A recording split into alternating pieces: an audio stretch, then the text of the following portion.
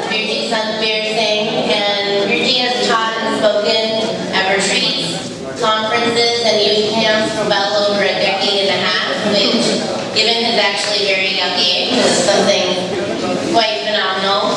He is an avid, and it also makes him older to say a decade and a half. He is an avid student of Sikh history and tends to focus on Sikh inspirations for social activism, especially human rights and gender equality, as well as trying to reach a more critical analysis of Sikh history from a wide variety of different schools of thought and resources. So this next topic, and you may notice from your schedule, we are shifting a little bit, given our extra bonus this morning. So this next talk will be Babar Vani, the roots of Sikh activism. In the session today, we will explore 4 shabas that Guru Nanak Dev Ji has revealed after witnessing the horrendous atrocities and war crimes committed by Babar, the Mughals invading army. These shabas, which today we call Babar Vani, speak of justice, a call to action, and the need to accept the hukum. So, without further ado, we can all give much better attention to Virji than any of you gave to my introduction of him. I'll give it up to Santbir Singh. First of all, before we begin, if everyone could please join me. Vaheguru Ji Ka Khalsa, Vaheguru Ji Ki Fateh. Now 2 things right off the bat. First of all, I want to apologize in advance. My pronunciation of the body is very poor. So for all the mistakes I'm going to make, I apologize now. Secondly, we're going to be using paintings and images that represent the Gurus in these presentations, this one and the one tomorrow. And I want us to keep in mind that whether they're modern or whether they're from the 19th century, that they are not accurate representations of the Guru. That we don't know what the Gurus look like, at least we're using them as a teaching tool. So let's not become too focused on how the Guru is represented in these images. So we're going to be talking today about Babar Vani, and this is an old painting of Babar right here. And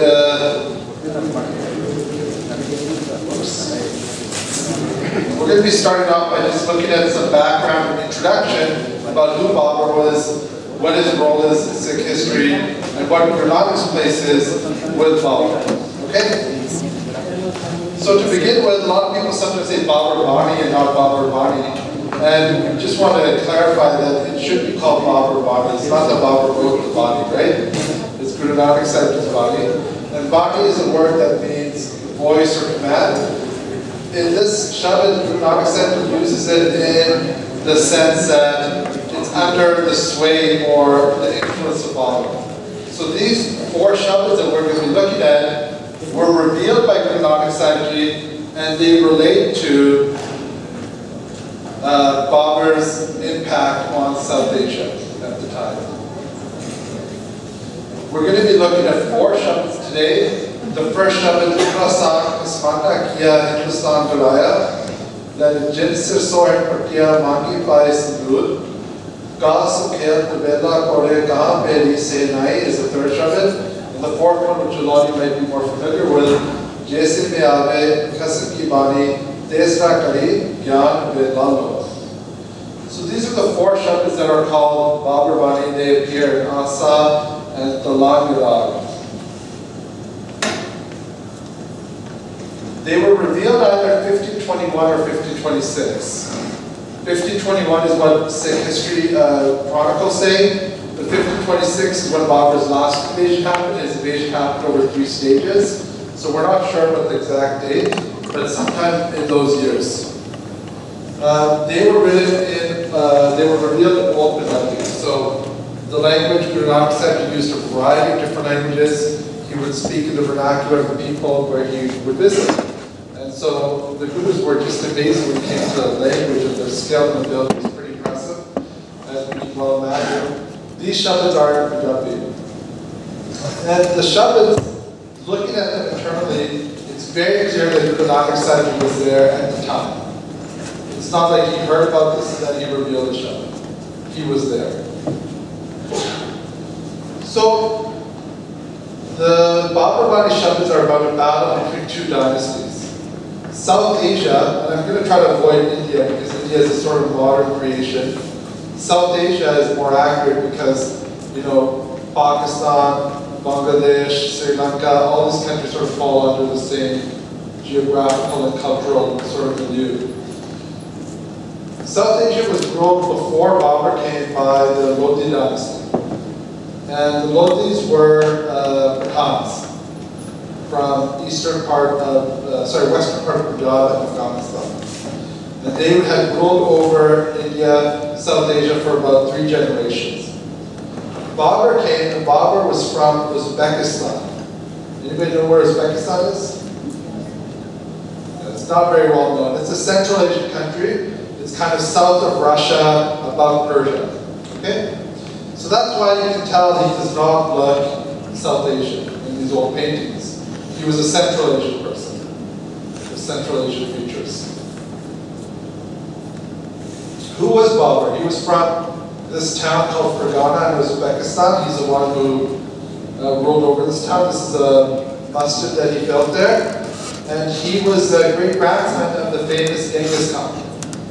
So it was in his blood to be a conqueror, and a bloodthirsty conqueror at that.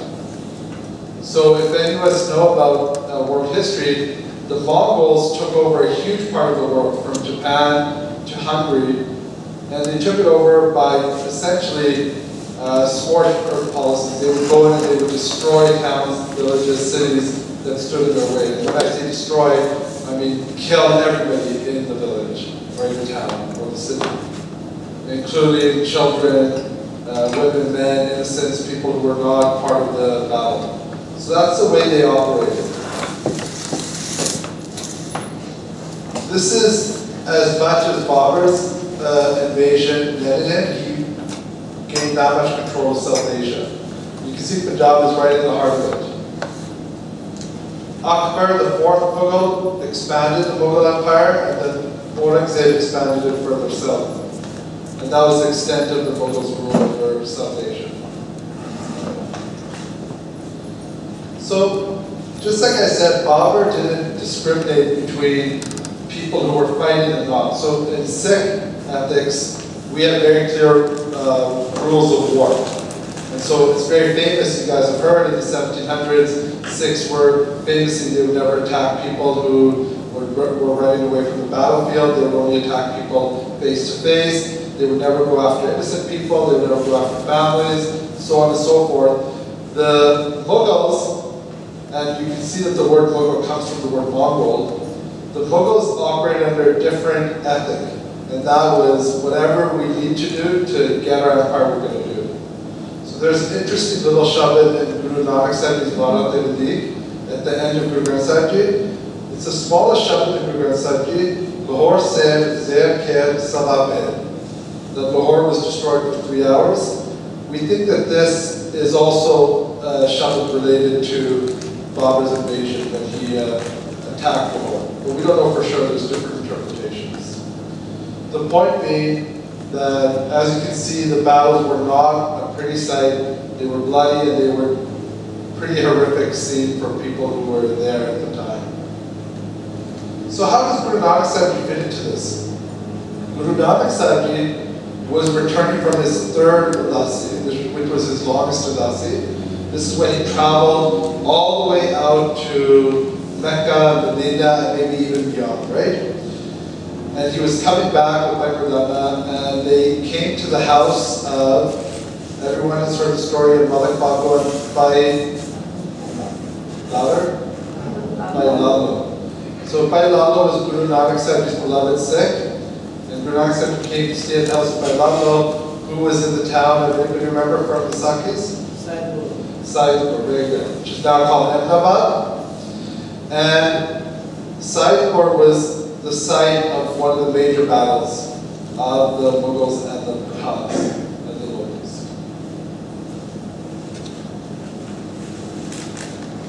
What did Guru Nanak Sahib Ji do?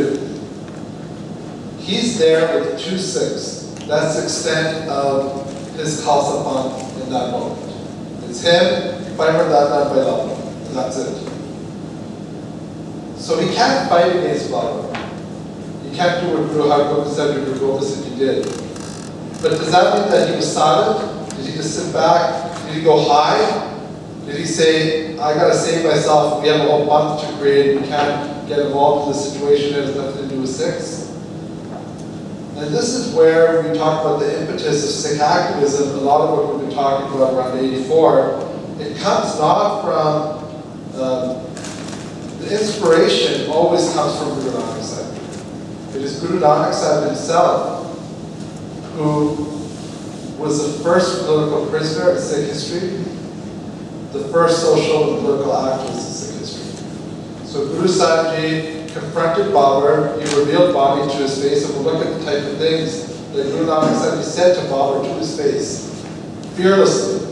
And he was punished for that.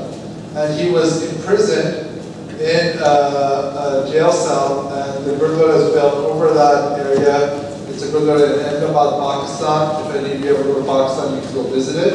It's called Gurdwara Rodi Sahib. And it is still there today. So Guruji was in prison, and some of you might ask, why was Guruji executed? The Mughals were very superstitious, Babar especially so. They didn't want to kill what they considered to be holy people.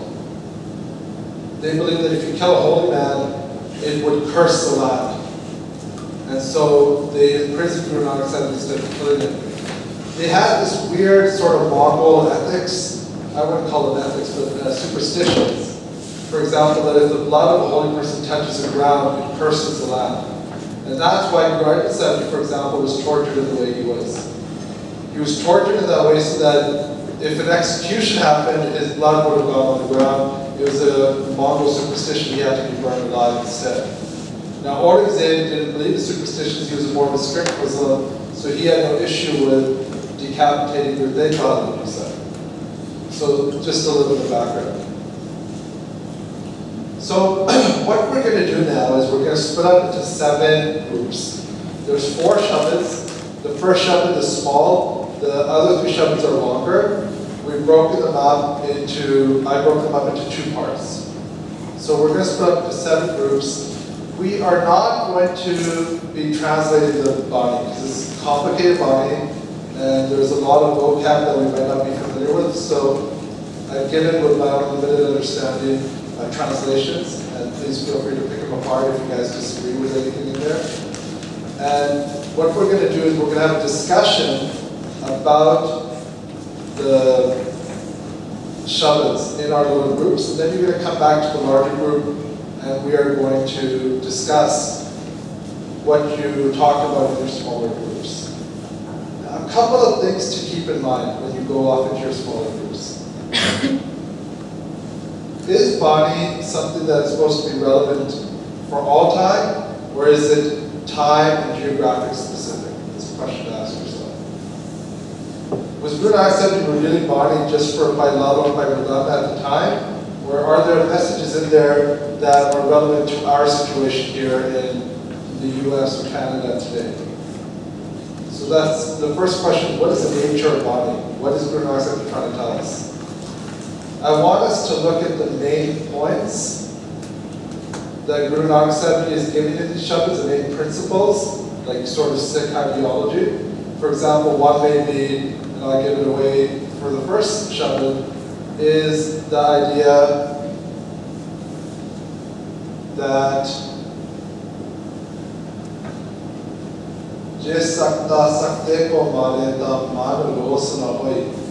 that if a powerful person attacks another powerful person, your mind doesn't get upset. But if a person with power attacks defenseless people, then the person who's in charge of those defenseless people should be called to account. Then it's a crime, it's a human rights violation when innocent people are killed by someone with power, and it's an unfair sort of battle, or not a battle at all, it's just a massacre. So for example, from this you can come up with a principle that Guru Nanak Sahib Ji is saying that we should always, the powerful should not attack the weak. And what's the action that can come out of that? The action is that Sikhs have the duty to stand with those who are marginalized community, right? So that's what you're going to do with the Shabbat. You're going to come up with a principle and then how it applies to our lives today in action, okay? So I'm going to count off everybody, and then there's 6 tables. 1, 2, 3, 4, 5. Here. 6 tables, and plus the area back here, so that's 7. And so everyone's going to go. I'm going to count off so that we're not with our buddies and we meet new people. And afterwards, when we come back into the larger group, you need to pick one person who's going to read the Shabbat out for the whole group, and pick one person who's going to read the translation for the whole group, so that everyone gets a feeling for all the Shabbats. So whoever's comfortable in your group with reading Gurmat, you know, that person. And if you don't have anybody in your group, then just let us know. This is a true story, this isn't a joke. I guess I should make that clear. It's not a joke, it's a funny story. There you go. Through the 170s of Sikhs were walking, and they came across a pile of garbage, and in the pile of garbage was a baby that had been thrown out after it was born. And the baby had been thrown out because it had some horrible deformity and looked really, the Sikhs around were like, this baby is the ugliest baby we've ever seen. And they called it good luck. Okay? The Harvard said, he picked up the baby and said, he's not ugly, he's sutla, he's pure and beautiful. And Guruji adopted this child. That Sikh became one of the main prajaras of the Sikh family. And he lived until the time of Guru Gobind Singh Ji, and he was at Anand Prasad of Guru Gobind Singh Ji. And he is, bar none, my favorite character from Sikh history. And these are the types of things he would do. So one day, as the Vani is going on, and I want us to imagine the Vani and Anand Prasad, with Guru Gobind Singh sitting on the Takha, and the Ragis doing kirtan. Sutra Shah gets up and he swears at the Ragis in front of everyone and runs out of the Vani. Okay, he's an old man, he gets up in front of the Vani, he swears at the Ragis and runs out. And everyone's like, what just happened? The Ragis stopped doing kirtan, everyone's a huge commotion, everyone's all upset. They go and bring him back. Guruji's smiling this whole time. And the Sikhs are like, Guruji, he keeps disrespecting you again and again. This was the last straw. He swore in the Babar. It's so disrespectful. And Guruji said, well, let's let him explain himself. And so he went around. He said to Santbir Singh, he said, can you explain why you did what you did? And he said, I want to ask all of you, what did I say? Who here knows what I said? Everybody in the Babar raised their hand, including the Lagis. Everybody had heard the swear word. Then he went and he asked everybody in the Vani, he said, can anyone tell me what Shabbat the Lagis were singing when I swore? And not one person in the Vani could raise their hand. According to the story, including the Lagis. So, the point being that he was trying to make a point. He's been sitting there doing kirtan and he realized, hey, all these people, no one's mind is on the kirtan. So let's try to focus so that we don't have great Sikh like Santbir Singh swear at us one day for not paying attention to Vani, okay? And the joke is that he was a crazy guy. And he would teach with humor, which is a great way to teach. I can tell another story about this tomorrow. They're all pretty similar.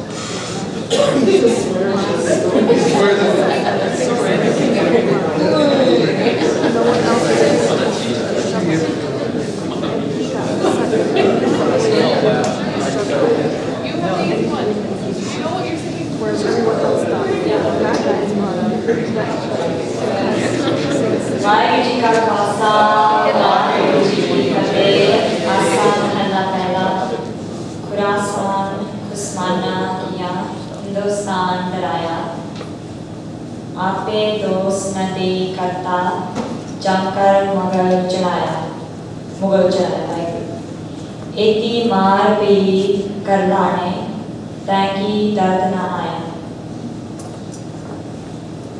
Protecting Khorasan, Hindustan was terrorized. The Creator does not take blame, but sent the Mughals as messengers of death. The people suffered so much. Did you not feel their pain? So So just before we go on, Khorasan is an area of southern Afghanistan, northern Iran, okay? So Babar went through Khorasan, didn't invade there, but then attacked South Asia. That's what we would just say. Go ahead. करतात मुसबना का सोई जे सकता सकते को मारे ता मन रोज न होई कहा. You are the creator of all. If one with power kills another, then the heart is not made. सकता सीधो मारे पैर बगा खसना सा बरसाई रतन बिगाड़ बिगोए मुया सार नकाई. आपे जोड़ बिछोड़ आपे जोड़ बिछोड़े आपे देख तेरी बड़ाई. आपे जोड़ बिछोड़े आपे, then Vishram देख तेरी. But when a powerful lion attacks a herd of cattle, then their master is responsible. These dogs have lost his precious jewel. No one will remember them after they are gone. You yourself separate and unite. This is your greatness. जेको नाव तराए बटा साध करे मन पाने खसमे नगरी कीड़ा आवा चेते चुक्या ताने मरमर जीवा तांके छपाए नानक नाम खाने. A person with fame indulging in all the material pleasure they desire is in the eyes of the master nothing but a worm eating mindlessly. O Nanak, one achieves something of worth only by killing one's ego, living humbly and reflecting on Nam. So thank you to group 1, that was wonderful. And I like that format going through body by body, I think is a good idea. So what did you guys come across, what did you think were the main principles Guru Nanak Sahib was trying to teach? So as a group, we first went line by line and tried to understand and evaluate the literal translation from Gurmukhi to English. The first thing that we were stuck on or we were discussing is that the English translation, when you say, when you quoted, the people suffered so much, did you not feel their pain? What we got stuck here was, did you, and then question mark. So, keeping things in parallel, when on one page we have Guru Nanak Dev Ji, Telenana, and Panvenana, Guru Arjan Dev Ji, when he said, Tera Pana Mitha Lag. Not everything's happening according to his will, no questions asked. So, what is the direction of this? Where is this going? Okay, so this is a really good point. I want everybody to see this. Guru Nanak Sahib has seen so much death and destruction. What's the natural human reaction in that moment? It's to be like, why? Why did you let this happen? And it's such a beautiful moment. Guruji's having that human reaction. So yes, Guruji is living in Varna, and of course the other Shabdas book, that's a big, I'm sure you guys touched on that. But look at this here. He said, he said, did you feel pain? People suffered so much. Guru Sahib? Guru Nanak Sahib is saying to like it. So that's really... But then the question is, beyond the picture of Vaiguruji beyond time, beyond approach, beyond pain, isn't that Tera Pana Mitha Lage?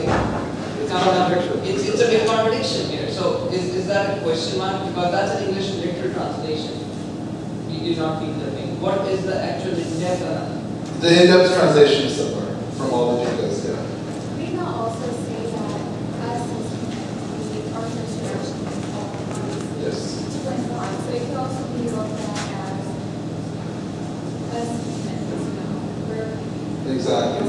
And Sangeeta Kaur? I think it's also important. There's Labyrinthus? I think, and I feel like I've seen this show many times and have had many of the similar questions, but I think we in question marks in US grammar always look at it as like a challenge, but I don't think Guru Nanak Dev Ji's intention is to challenge Vaiguru in the question. He's just, I think, giving this emotion, like how could this have happened, or why, much like it's just an emotion, not a challenge to Vaiguru, like how did you let this happen? Exactly. It's a different tone, I think. It allows us to connect with the Shabad.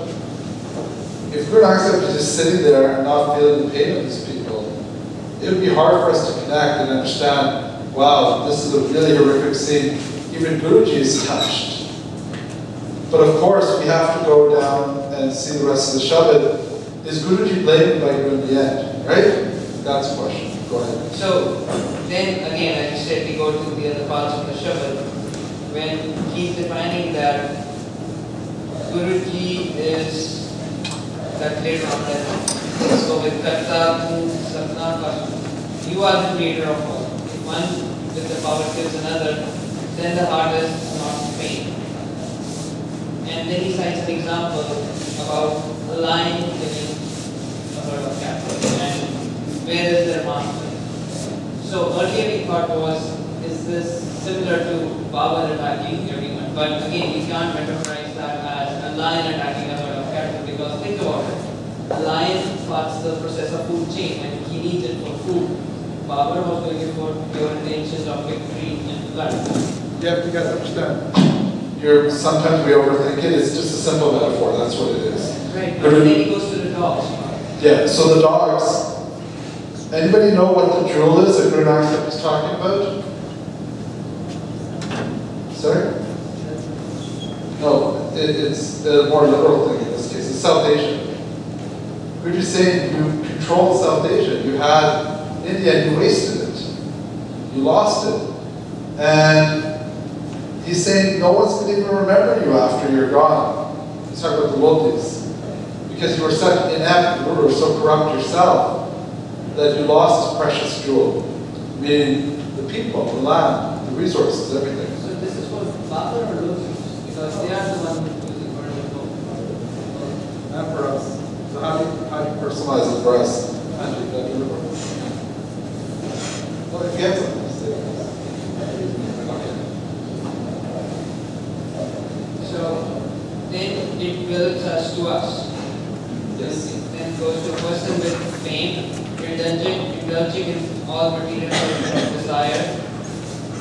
In the eye of the master, nothing but a worm, even fantasy. So, irrespective of what we have, how rich, how strong, how powerful we might be, at the end of our day, one are the external forces and the two are the internal forces. If we can't control our internal forces without now, with ego, doesn't matter what we become, at the end it won't matter, we'll just perish and no one will remember us after a certain amount of time. Very good. So what were the main principles you guys came up with then? So, materialistic pleasure will go nowhere. Okay. We each are responsible for, we all are supposed to play a certain part, a certain role in situations. Externally, when we can help someone in a situation as a Sikh Sipahi is supposed to do, and internally, the continuous battle that we have to do with Kam, Krodh, Moh, God, that has to be there versus doing the and the one. So they hit the nail right on the head. These are the main principles, and if you guys have things to add,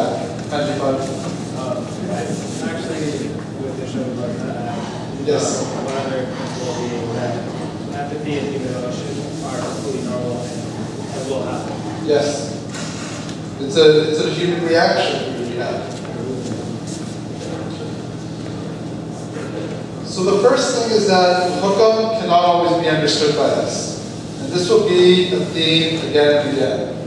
Things happen, we can't wrap our heads around it. Our response then is important. We end up spending our time asking and asking, why did it happen? Instead of going to the next step and saying, what can I learn from this experience? What can I do better? Everyone is an instrument of divine will. So we all are operating in hukam. Hukam andar sabko. So that means that even Babar the Mughal is acting in hukam. So we're not going to get into the discussion of what's it called? What else happens in hukam? We're talking about Free will. Free will. Yeah, we're not going to talk about free will, but the point is that everything that's happening, horrible things that are happening as well, are happening in Hookham. The question that becomes, how do we respond to them? And when the weak are persecuted, one must take a stand. So I put a picture of Sheikh Baba Singh Bahadur, who was famous for what essentially was a revolution of the lower classes. So he went to the marginalized people and he created a revolution, and he inspired them to take the land back that they had been working on as slaves. That's following in line with the ideas that Guru Nanak Dev Ji is expounding the Shabad. So there's two things. We have to stand with those who are being oppressed. And the first thing is, if you're going to be in Hookham, if what you're doing is invite Hookham, you want to be living a life that you are an instrument of good, not an instrument of ill will. Let's go on to the second Shabad. So who's group number 2?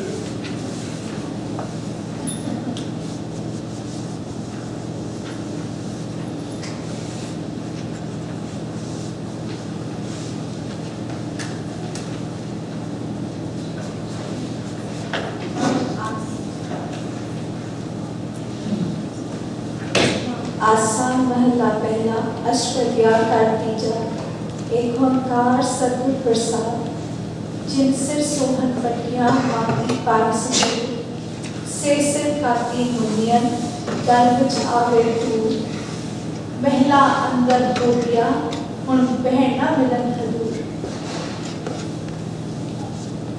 Those women whose hair made their faces beautiful with vermilion now have their heads shorn with scissors and their throats choked with dust. They who always stayed in private chambers are now denied any place to rest. आदेश बाबा आदेश आद पुरख तेरा अंत न पारा कर पर दिखे पेश रहा. O wise one, all praises to you. Nobody has known your extent. Assuming different forms, you see everything. चतुसिया ब्याहिया लाड़े सोहन पास ही डोली चढ़ आया दन खंड कीते रास उपरो पानी वारिये चले चक्कर पास. When they were married, their splendor made their grooms beautiful. They came in palanquins with ivory bangles sporting their arms. Ceremonial water pitchers awaited them along with glass engraved fans. एक लख लहन बहटिया लख लहन खड़िया गरी चुहारे खातिया मानन से जड़िया तीन कल सिरका पाइया टुट्टन मोत सरिया. They received gifts of money in the hundreds of thousands. They ate coconut and dates and knew joy on their bridal beds. But now nooses are around their necks and their strings of pearls lay broken.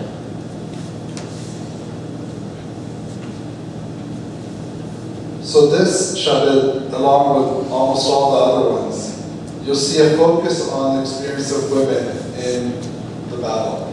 So I want us to keep that in mind while Guru Nanak Dev Ji may be doing that as well. If we could go to what principles and what actions you guys learned from this part of the Shabad? So the couple of things that we narrowed it down to was that because the Shabad was talking about silk or just different kinds of comforts people have that go away as they all do, what can we do about that? So one of the things we came up with was just taking advantage of the moment and the opportunity we have now, and always being thankful and feeling shukr for everything that Vaidu does. And what actions we can take to realize this. As a group, we talked about just consciously reminding ourselves of everything that we have, but not in a kind of derogatory way by comparing with others that don't have. Also, just if something comes up in the moment, if you didn't get something that you wanted, just distancing yourself from the moment and still realizing that everything is happening. Because it's not very often that when things are going according to the plan, we think we have for ourselves. In those happy moments, if you will, aren't really ones we think about as, Farna or Dias, we only really have these thoughts when things don't go according to how we would want them to. And the other people already mentioned this, but because the Shabbat is related, it is that Shabbat talking about the human experience. We're talking about how the Vani is not, this is one of your saying we have to right? The Vani is not saying that you shouldn't feel pain or happiness, clearly, because he starts off the Shabbat by saying, why did you not feel this pain or this empathy? So it's not about denying that human experience, but taking that, whatever feeling it is, whether it's pain or loss or happiness, but making it a constructive experience so that it benefits others. Very good. So they narrowed it on 2 points. One is our relationship with Maya. Are we thankful for what we have in the moment? Are we horrified and traumatized when we lose it, right? And secondly, the idea of human emotion being a natural reaction, but what we do with it afterwards, right? So can we go on to group 3? This is the second part of the Shabbat. So you don't need to read the Lahalan. Lahalan the last should go.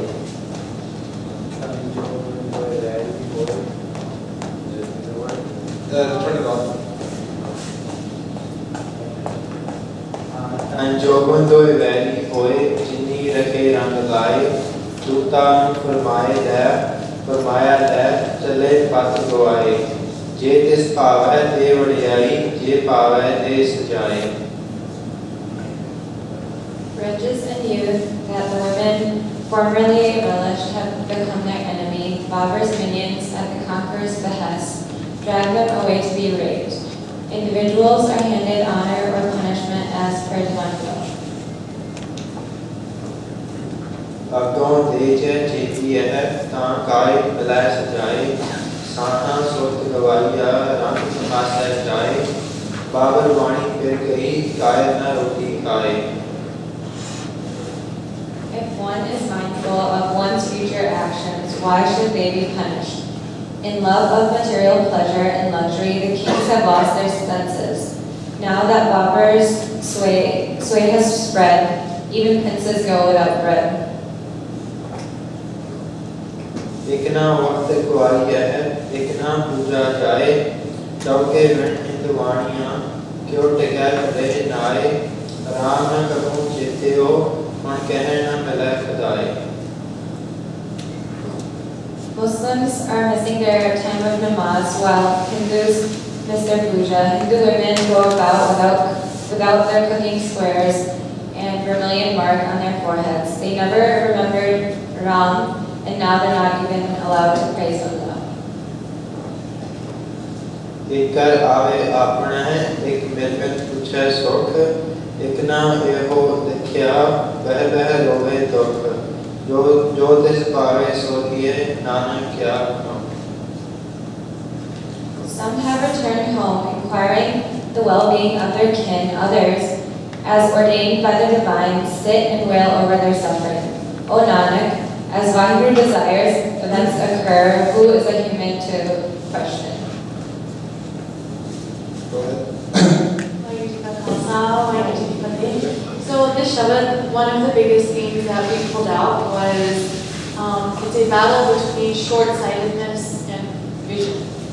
So we try to grasp again and again immediate gratification, things like wealth, beauty, power.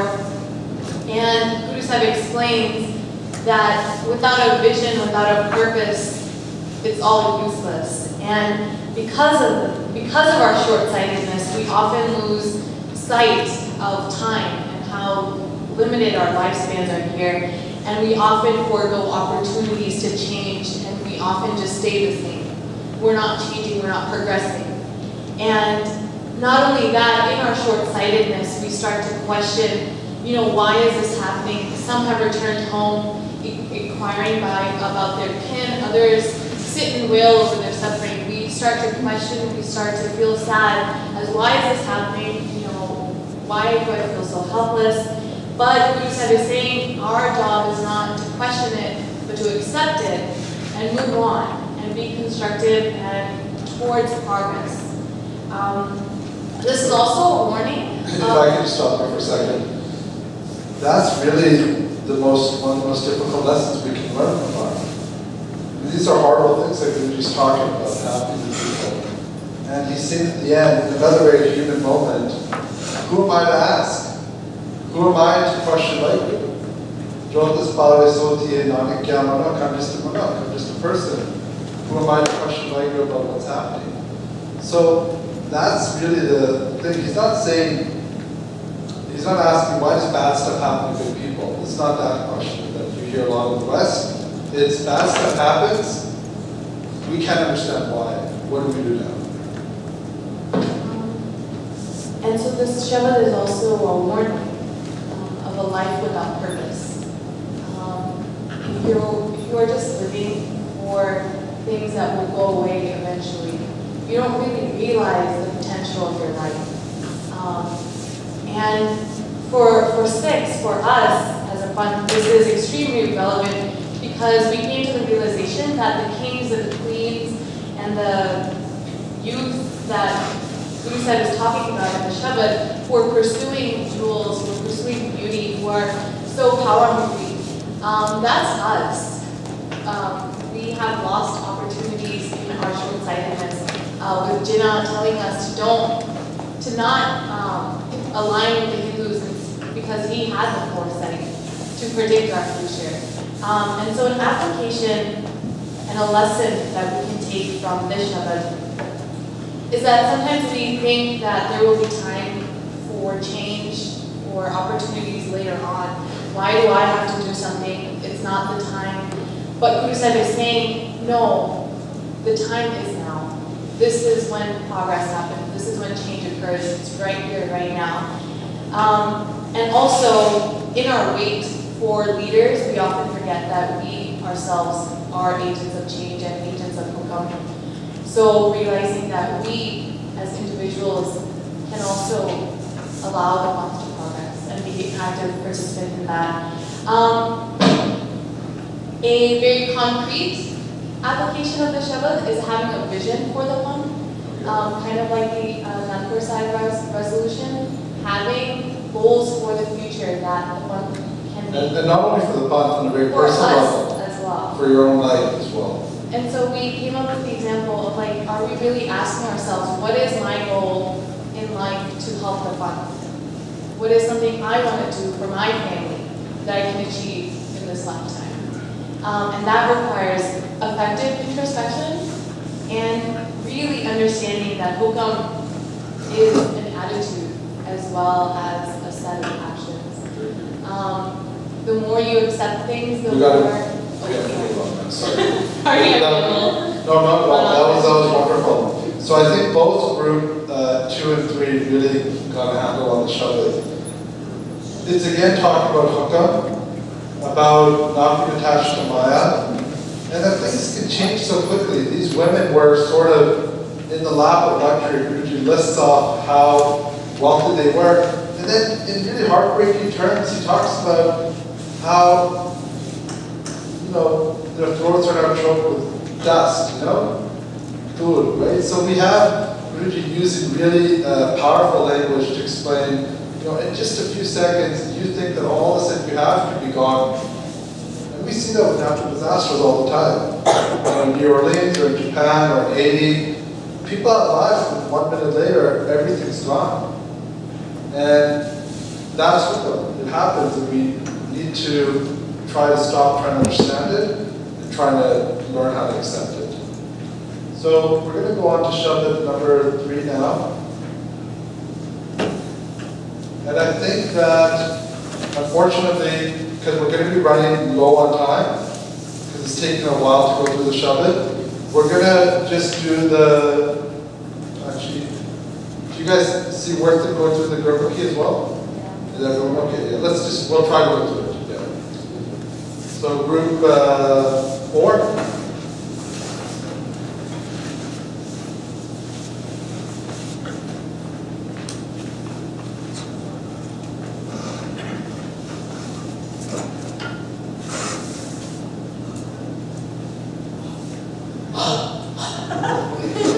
आसा महला पहला कहाँ सो खेल तबेला घोड़े, कहाँ peri सहनाई, कहाँ सो तेग बंद का डेरड़, कहाँ सो लाल गवाई, कहाँ सो आरसिया मुँह बंके ऐथे दिसै नाही, ए जग तेरा तू गोसाई, एक कड़ी मैं थाप थापे जर वंड देवै भाई, कहाँ सो करदर मंडप महला, कहाँ सो बंक सराई, कहाँ सो सेठ सुखाली कामण जिस वेख नींद ना पाई, कहाँ सो पान तंबोली हरमा होया शाही माई, इस जग कारण कणी विभूति इन जग कणी खुआई, पापा बाजो होवे नाही मोया साथ ना जाई, जिसनो आप खुआए करता खुश ले जिए।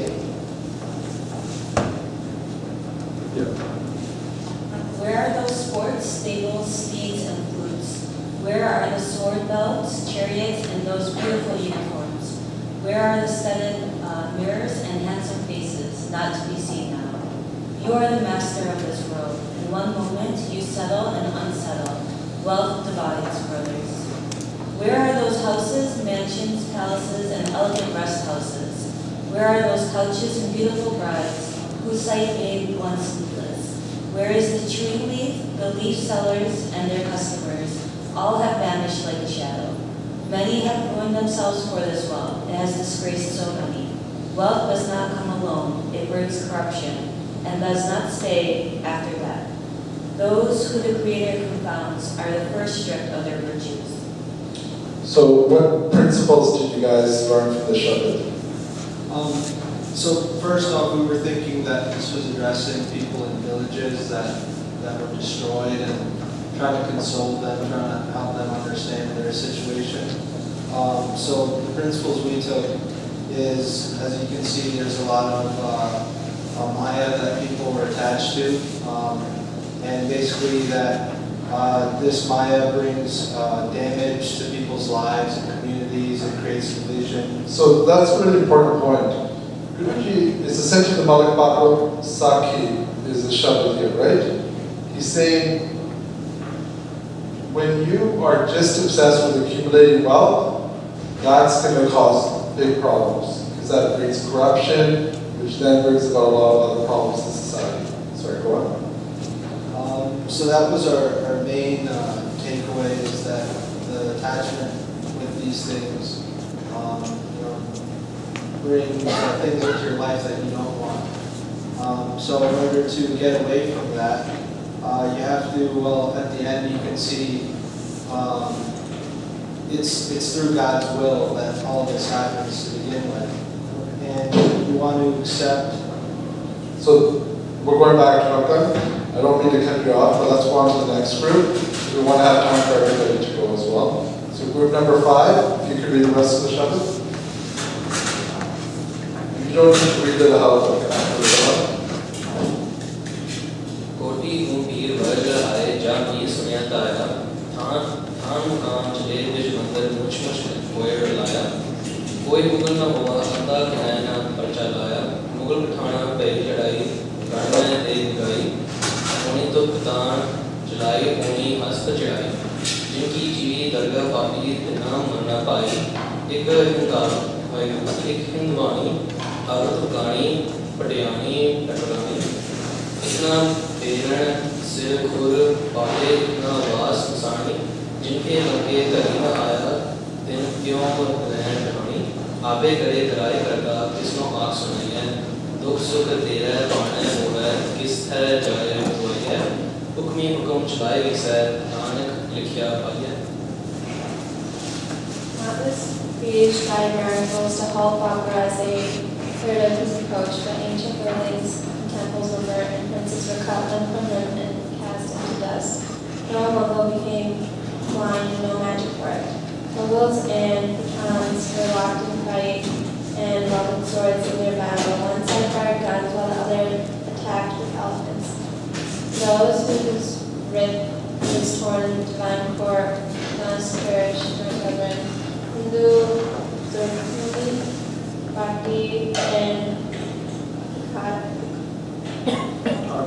Kakri women had their veils torn head to toe. Others were those whose husbands did not return home, how did they pass the night? Creator itself is the doer and the instrument. To whom should I complain? Joy and sorrow are all in your will. Where shall I go by? O Nanak, everything exists as for the will of the Master. Individuals receive it as. So thank you very much, Benji. So before the group goes on, there's some interesting historical facts Guruji's given in the Shabad. One of the responses, the Lotus knew that Babar was coming. One of the things they tried was they got a whole bunch of peers, a whole bunch of holy men together to do all these special prayers. And those holy men were like, just leave it up to us. We're going to make sure our prayers will stop Babar from invading. And one of the promises they made was that we'll be able to blind Babar and blind his forces. And of course, praying that something will not happen, does it work? You can't pray your way out of the situation, right? Secondly, we see why Babar won. One side had guns, the other attacked with elephants. So Babar had guns, which is why he was able to win the battle. But anyways, go on with your principles and the actions that you guys. Well, we were confused about a lot of different points, but I think overall we ended up kind of coming to the same thing with Hukam, and kind of also touched base on the superstitions that you kind of mentioned at the beginning, but now from the point of view of the people being attacked, like they didn't turn blind or anything. So yeah, basically the Hukam thing.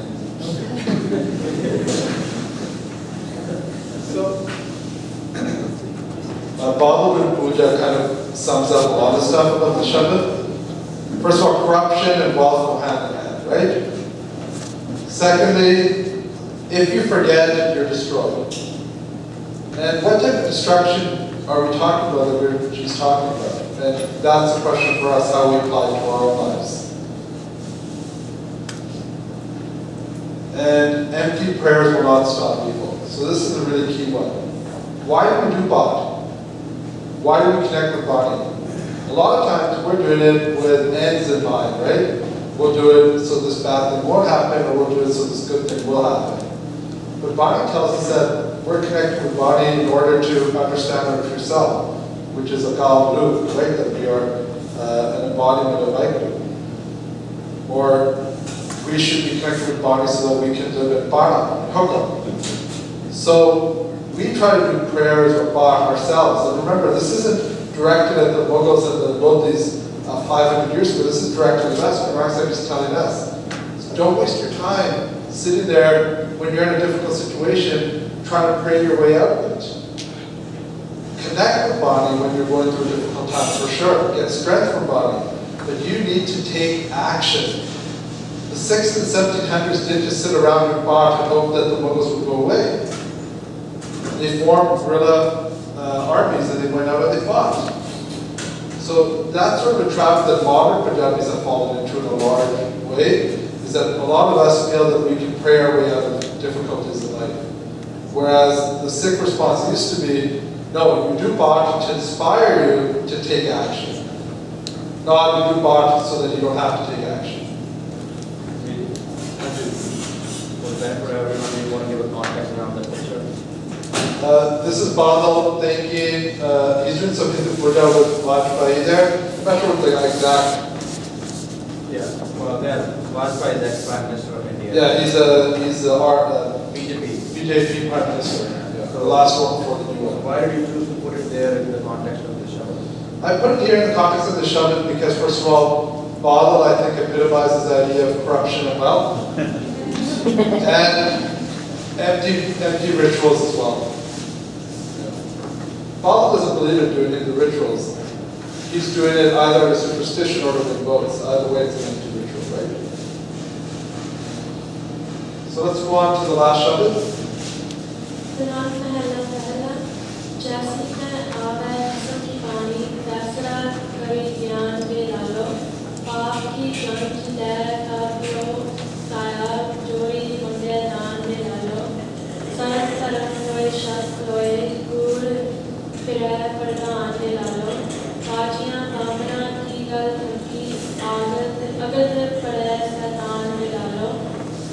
मुसलमानियाँ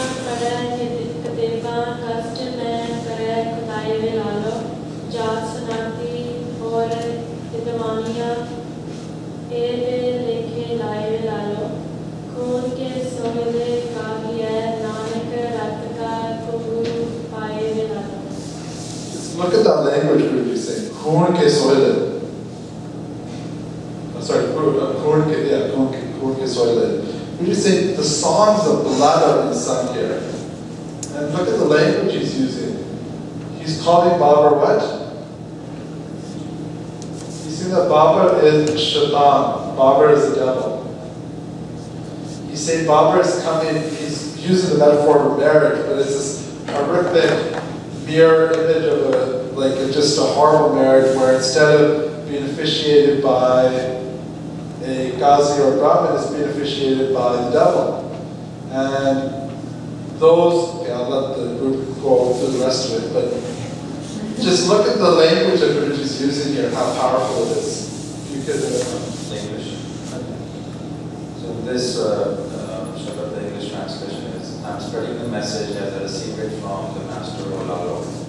Babar started a wedding party of sin from Kabul and asked for gifts by force to Olalo. Shame and righteousness have gone into hiding, and lies have become the norm for Olalo. Gone are the days of Qazis and Brahmins. Evil has become the priest for Olalo. The Muslim women recite the Quran and call Khuda in vain for Olalo. Similar is the fate of Hindu women of all castes for Olalo. O Nanak, they sing the wedding songs of blood, and blood has replaced saffron for Olalo. It's interesting, Bailalo's name is mentioned here. It's kind of a beautiful image. Guruji is singing the Shabbat, and Bailalo's there. Bailalo is one of only 4 Sikhs whose name is mentioned in Guru Granth Sahib, so quite the honor that Guruji gave him.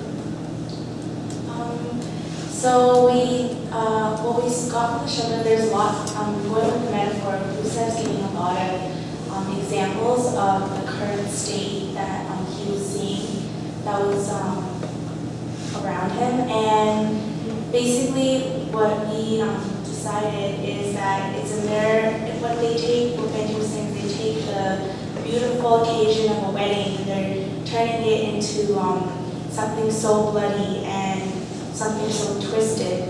And just similarly, it doesn't even have to be something that big, but something like the beauty of having self-confidence and how that is distorted by media and how people are influenced by it. That's an example of something we see around it, and that the purpose behind the Shabbat and why Guru are saying it is that he did something, and this is a brave move of writing it down and calling these people out. And what it gives, the message it gives to Sikhs is, pick up that qalam, pick up that pen, raise your voice and record these things down. We see the atrocities. Guru Sahib saw everything, and he really beautifully and poetically recorded these things down to share with us. So yeah, we're not seeing Babar invading right now, but we see a lot of other things happening around us that don't coincide with the key values. For sure. Let's go to the last group. Group 7.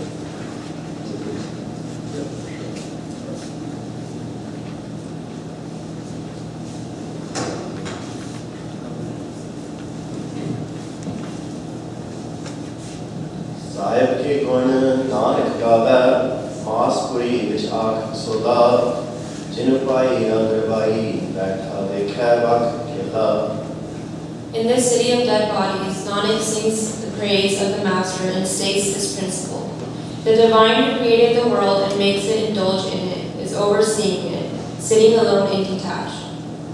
Sacha so sahib sach paus sachra nyao kare gusola kaya kapad dukh dukh hosi Hindustan smal si bola. True is that Master, and true is its verdict. True justice on principle it delivers. Body and clothes are being torn into pieces. Hindustan will remember my name, my words. Avan athatara jaan stanga dorpi kursi marka jela sach ki vani nanak akha sach sunaisi sach ki bela. Coming in 78 and leaving in 97, many followers and warriors will arise. Nanak speaks the words of truth when they are most needed. before we go on, just for the rest of everybody, there is a prediction in the last line of this Shabad. And this prediction is the only prediction found in all of Guru Nanak Sahib Ji. So Guru Nanak Sahib Ji makes a very clear prediction. It's not vague in any way. He's saying that in 1578 by the Bikrami calendar, or what we would call 1521 by the Christian calendar, the Mughals will leave, the Mughals arrive, and in 1597 or 1540 by the Christian calendar, the Mughals will leave. And that's exactly what happened. This is Babar's son, Humayun. And this is Sher Shah Suri, who is a Pathan. He took over the Mughal rule in 1540, and Humayun was kicked out of India. And after 5 years, Humayun, bringing an army from Central Asia, came back and was able to bring back the Mughal rule. But Mughal rule was interrupted for a period of 5 years. So Guru Nanak Sahib is making an actual prediction about what will happen in the future with Mughal rule. And I challenge the group, why would Guruji do this? Why, if Guruji is able to tell the future, we of course have no problem believing, we have faith in the Guru, why did he do this more often? Why did Guru do this case? What's a lesson here for us? Go ahead. So I think what Guruji is, or what we think Guruji is saying here is that one basic principle is that problems are always going to exist in this world. They're never going to end, but the one thing that's always going to exist is Vaheguru. And that, Vaheguru's name and his message is always going to exist, no matter what. And I think the actions that we can take from that is that, that you should keep Vaheguru in your mind, always. That no matter what problems you may have, and this is, I think, a message that's been consistent with all these shows, is that, you're always going to have problems, but, Vaheguru will, as long as you're taking actions, as you had said earlier, Virji, that as long as you're taking actions, Vaheguru will be there to relay his message. And I want us to also, thank you for that, look at the last line here. Sach ki Vani Nanak aapke sach sunaisi sach ki bella. How many times is Guruji saying such in that last line? We have an obligation to speak the truth when we see it. So like Group 6 said, this is a just once in a color moment here. You see something happening, Guruji says, you've got to stand up and say it. You can't hide in that moment. This is just an old fresco painting of Guru Nanak Sahib Ji used by Lalo. So there's a few things here. One is that we learn in the Shabad that Vani is a message straight from Vaheguru, right? Right? The second thing is that when the society is corrupt, it's going to destroy itself eventually. And you need to speak truth to power when needed. So the first thing is you can change your destiny. You don't have to wait around for things to become better. You can stand up and start making things better now. Secondly, you have to stand up for people's rights. You can't be silent. So now that we've gone over these 4 Shabads, I wanted to touch on what I said earlier, the fact that women are in the center of a lot of these Shabads. 3 out of the 4 Shabads use the experiences of women to explain the horrors of what's happening in Babar's invasion. Okay. Why do you think Guruji is using the experiences? This is a picture from 84, of course, from Lily Rags. Why is Guruji using the experience of women as a way of explaining how horrible everything is at the moment?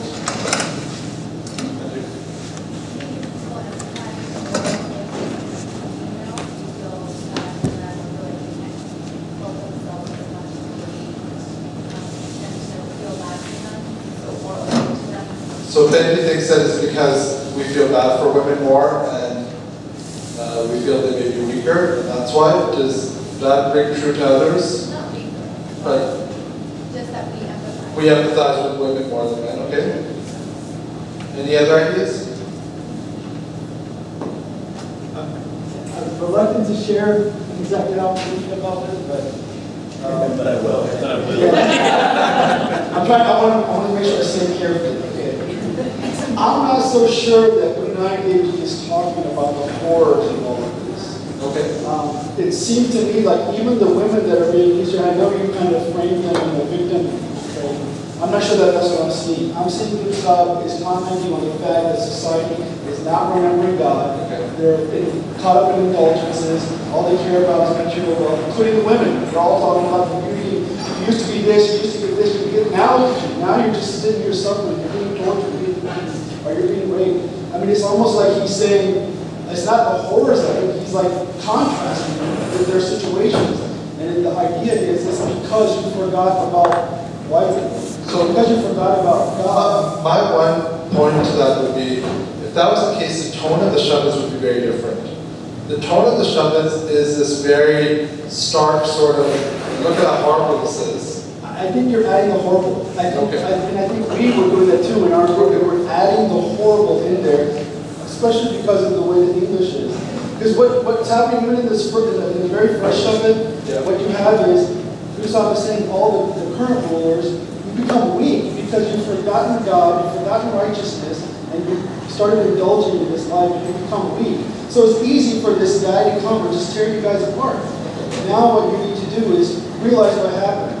You forgot that everything is happening in Hukam, and it's his Hukam. So remember Waifu, and by remembering Waifu, getting your life back, the part where it said about shame and righteousness and hiding, that was talking about the people. The people are like, instead of standing up, they're hiding. They don't want to show they're Hindu, so they act like a Muslim. So they're doing all these things, and it's kind of criticizing the people. Oh, for sure. And that's including the women. You used to make yourself all beautiful, and now you don't. It's not a horror or something, it's contrasting. Okay. That's just all I say. That's fair. Everybody has their opinion. Dr. Benji?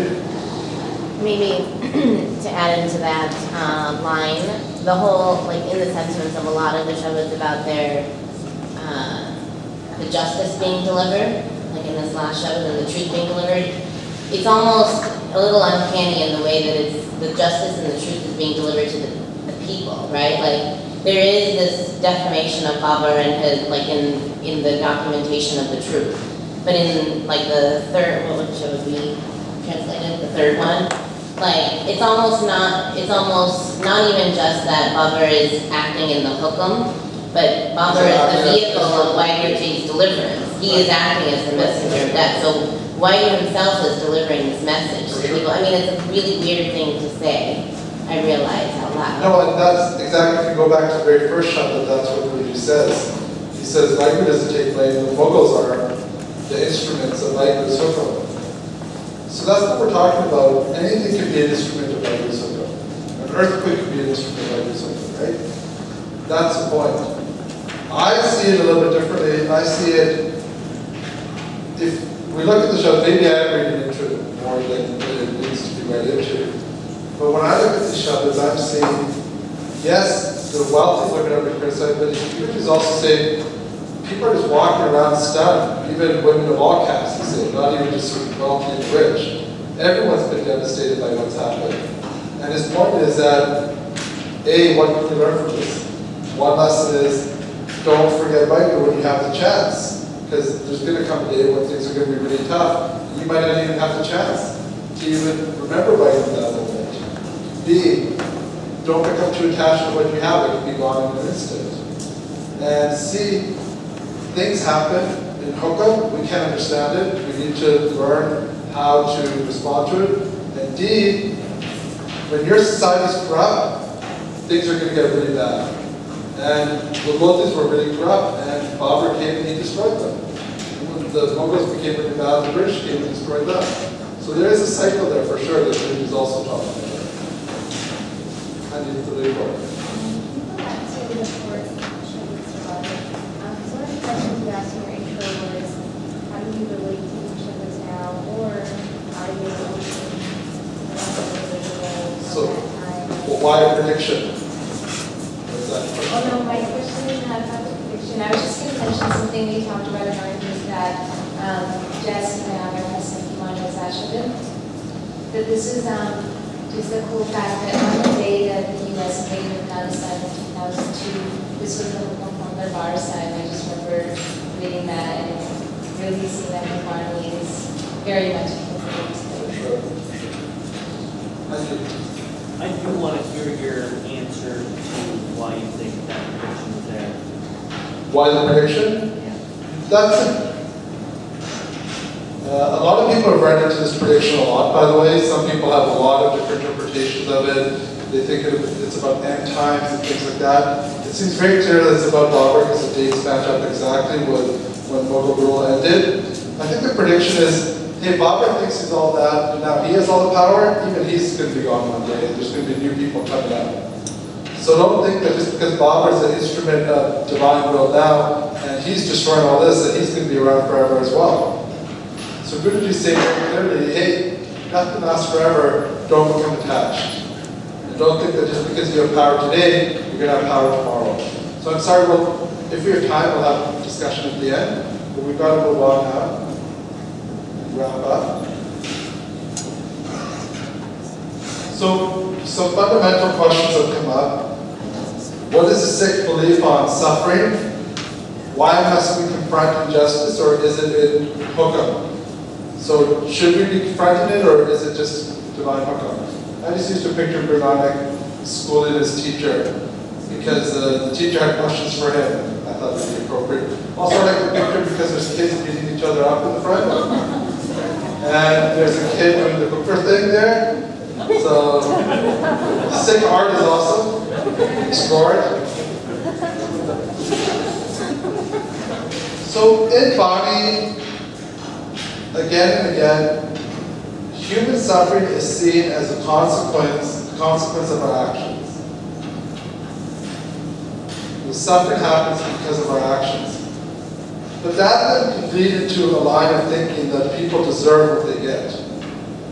And if we look at Sikh history, Guruji never said to low-caste people, you deserve to be low-caste because of your bad actions. Instead he said, this system is wrong, we should get rid of the caste system. Or he didn't say women deserve to be oppressed because of some bad actions you did. He said, the system where women are considered to be inferior is wrong. So we need to be careful when we talk about suffering. What is real suffering in Vani? Real suffering in Vani is being disconnected from life. That's what suffering is. And so if we look at the lives of the Buddhists, for example, they suffered an incredible amount. Sikhs suffered an incredible amount. Would we say that the Sikhs had bad karma? Would we say that Guru Har Krishna had bad karma? He died at the age of 7 or 8, 7.5. And didn't get to grow up, be married, have a family. And we died of a horrible disease in a terrible way. Of course, we would never put that on the roots that they have bad, or even on Shaheeds. We heard all these stories about all these Sikhs.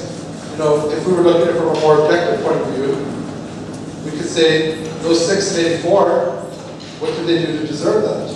Right?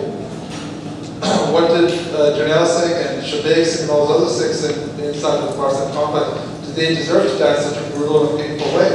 Getting shot to death and bleeding out is not an easy way to die, right? So when we talk about suffering, we need to understand that what we think of suffering isn't what Vani always says suffering is. For Vani, real suffering is being separated from Vaheguru. In fact, we're all going to suffer in our lives. We're all going to go through ups and downs, and bad things will happen. Nobody's life is going to be easy. Guruji instead challenges us, can you, in bad times and good times, still stay connected? So it's not about getting rid of bad things happen, it's even in bad times can you stay connected. We have the famous Shabad of Guru Tegh Bahadur Sahib Ji, Jornan Dukme Mane, Sukh Sneho Arpe Ne Gage Kanchul Mati Mane. The Shabad of Babar. That individual who in the middle of pain doesn't feel pain, who is not affected by pleasure, and who looks upon gold and mitti in the same way, that person understands what life is really about. That's what Guruji is challenging us with. That's the underlying message of these shabads as well. Is Vani saying that we should just accept what happens in the world without taking a stance? In fact, even in these shabads, Guruji is saying, he's challenging Vaiguru. He's saying, did you feel pain, Vaiguru, right? Now we can see it as a challenge, we can see it as a genuine human emotion, but what we do see is that in Guru Nanak Sahib Ji's life, he took action to try to change unequal systems. He took action to make the world a better place. So we need to be careful when we're reading the Shabads and put them into the context of Sikh philosophy. And Sikh philosophy is, you don't just sit there and take abuse, you don't just sit there and say, oh, this is the way the world is, we can't change it. You actually have to get up and try to make it a better place. Vani very clearly has a dream of a better world. This Shabad, the famous Shabad of Bhagavad Ravidas, the Begampura Shabad, Gayam Dayam Sada Batsahi, Dom Rasem Ek So Ahi. Bhagavad Ravidas is saying, I envision this future place where people are not treated as second and third class citizens, where everybody is free. Gurmat Sahib is saying the same thing. So Vani really does have this idea that there is a potential for a better world where we treat each other with respect, where there's no bothers and there's no victims. But of course, that would be a society based on very different principles. And that's, of course, like what dear Virju was saying, these societies were beyond corrupt. And Guruji was pretty straightforward about how corrupt they were. He's calling them, like, essentially, in this Shabad, dogs. See, the kings are like tigers and the officials are dogs. They go and disturb the innocent people. And public servants inflict wounds with their nails, and the dogs lick up the blood that is spilled. Guruji is criticizing the governments of the time in a very powerful way. So Guru Nanak Sahib Ji is asking us, is challenging us, when you see bad things happen, you have to challenge it, you have to try to make a stand, you have to try to change it, and not just sit back and watch it. So that's where it comes to, with especially this year, and the topic of our talk over the last day, what's the relevance of Babar Vani today? We're going to wrap up then very quickly. We have to ask ourselves, who are the Babars of today? This is a picture of Palestinians who have been killed by Israelis, and the families crying over the dead bodies. So we have to ask ourselves, what are the political, economic, and social and cultural forces that are Babars? It's really hard to pick out one guy today, but we can see that there's lots of forces out there that are causing a lot of problems for people in the world. Are we confronting those Babars like Guru Nanak confronted Babar? Are we calling them out? And have we become a society like the Lodis themselves? Right? Let's take a look at Sikhs during the missile time. They were hunted like animals. We just suffered a genocide. They remembered the divine, we forget. They stood by their values, we are degraded and corrupt as a society. They were principle-centered, we are self-centered. They were Bhatik, we never think of the Bhat. And they took strong stances. They were living in the jungles without food, without possessions, and yet still their main focus was saving other people from other communities. So they took a stance and said, we're against human slavery. We're going to free people who have been taken as slaves, by Abdali back to Afghanistan, and we're going to free them and take them back to their homes. That's the principle we stand on. Do Sikhs take a strong principle stance today on the issues that affect the world? Be they immigration for refugees, be they corruption in the government, or be they wars that happen around the world that our own governments are involved in. Do we take a stand against those issues? Are we principle-centered? So we think, and this is our logic today, well, we can't take controversial stances because we're not strong enough as a community. Whereas the Bhanta in the 1700s said, we're not going to become strong as a community until we take those stances. That's what brought us strength. So we're looking at everything backwards today. We think that we have to build up our community. Once we're successful, when we're settled in America, Canada, then we can start talking about these issues. It's the opposite that's true. We're able to really become and enjoy what Sikhi can offer us as a people once we live up to the principles that Guru Nanak Sahib has given us. So I want to end off with these 3 lessons and 3 actions. Forgetting Vaigu brings corruption and ruin. Those who are in love with Vaigu, they feel the pain of those who are being oppressed and speak the truth when it is most needed. What can we do with these principles? Bring Vaigu into your life. Connect with Vani, connect with love. Answer the call and fight tyranny. So don't just wait around for someone else to solve the problems, the thing that Babar was talking about yesterday. You are the change you've been waiting for, right? Is that a Babar's line? I don't know whose line it is, but it's a good line. You are the change you've been waiting for. We keep waiting for change. We need to go out and be the change. And so don't wait for the right time, act now. That's a really big one. We can't keep waiting for the right time to take action. If we would accidentally waited for the right time, we would never reveal those shovels at that time. Because that was a really bad time to have revealed those shovels, right? So we need to connect with the Guru and connect with Vaigu. When Humayun came back to India, there's an interesting Sakhi, just to give it a counterpoint. Guru Nanak Sahib met Babar, and Guru Angad Sahib met the second Mughal ruler, Humayun.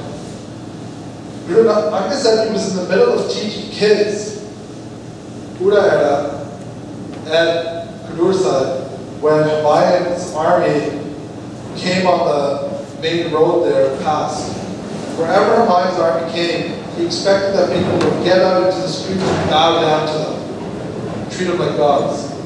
And Guru Angad Sahib instead just kept teaching his kids their Punjabi lessons and refused to acknowledge that there's this huge army right outside the village. Humayun was so infuriated, he came and he threatened to kill Guru Angad Sahib, and Guru Angad Sahib just laughed him off. He said, you would kill someone who's just teaching little kids how to read and write. What kind of ruler are you going to be? And Humayun was so shamed he left and ran away for 2 minutes. So this is the Shabad that they thought of something. We've all heard of the Shabad, fear not, pride not, love the Lord. You guys still do that with your calves when you were younger? We used to say that in BC when we were younger. They make us scream, fear not, pride not, love the Lord, mighty will make us. It stuck with me.